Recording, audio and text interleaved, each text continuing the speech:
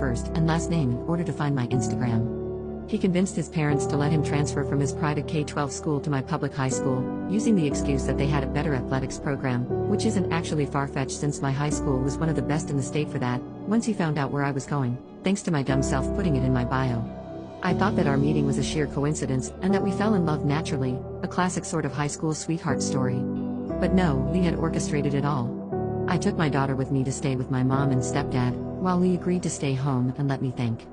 I spoke to my mom, as well as my mother-in-law and father-in-law. Lee's parents are not happy with him, in all honesty, and my mother-in-law is especially mad because of client confidentiality. My mom gave me some good advice. She suggested I reflect on whether Lee had displayed any other red flag behaviors. I can honestly say that no, he hadn't, but since I know I'm biased, I asked my friends and those close to me if they noticed anything. So far, everything else about Lee seems to check out. I've never felt endangered by him, even when I told him I needed some distance for a few days. I want to make this marriage work, but is this something that therapy can fix? Up in the comments.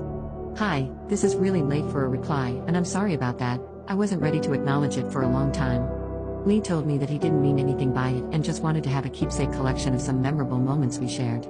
But he did acknowledge that he knew it was wrong and apologized, and he promised me he'd get rid of the pictures by burning them. Update 2 1 month later. Lee and I have since been going to couples counseling, and he's also attending individual therapy. After the drama that happened a few months ago, he had a come-to-Christ moment where he realized that the way he had been obsessing over the idea of me wasn't the same as a healthy love. We spent a few weeks apart so he could work on himself, and he turned over his devices, passwords, and accounts to me so that I could go through them and calm my worries because I was really anxious about the explicit photos. Since then, though, we're back in our house with our baby girl, and our marriage is back on track and better for it. Commenter.